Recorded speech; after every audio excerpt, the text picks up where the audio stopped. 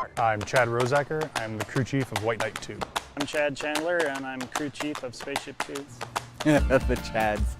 The Chads. Just go see the Chad, a Chad. We have our own vehicles that we are responsible for, but we work together pretty well. You know, sometimes there's more than one way to do things. Chad will normally take the right road and I will take the left, but we always end up in the same spot. At the end, once we mate, we're all one team, and we coordinate and work together really well during that time. We know what each other needs as far as operations here, and we try to work together to make sure that both ships are ready to go on flight day and everything's safe.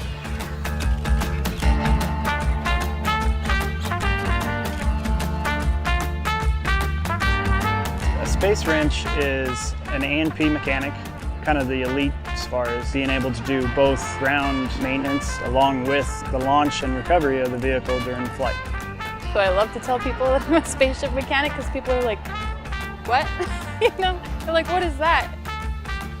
Everyone's first reaction is, oh, I've never met a female aircraft mechanic before. And tell them, well, have you ever met a male aircraft mechanic? And they think about it and, well, I guess I haven't.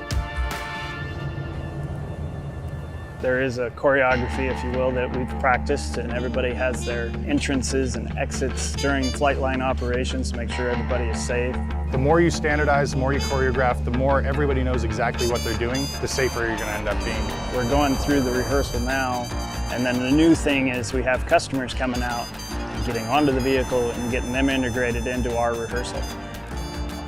When we get to Spaceport America, when we are doing commercial operations, it should be a pretty seamless transition from our operations here to our operations there, and hopefully we'll be able to take people to space really often.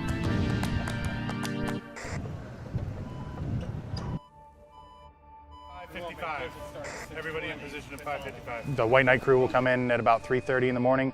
We get together, we do the final pre-flight checks on White Knight. It's a big responsibility for them to have to release the vehicle. So they need to know everything that's happening, which they do. It's the most organized launching of an aircraft I've ever seen. I mean, I've watched Blue Angels, I've watched Thunderbirds, you know, all these other teams, and think that we're doing the exact same thing. Two different aircraft, two different systems of communication. Commercial operations, I can't imagine how much more improvement. We improve every time.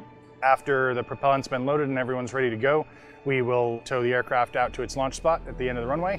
We will be there right up until the point where we pull chocks for the pilots and they taxi out and take off.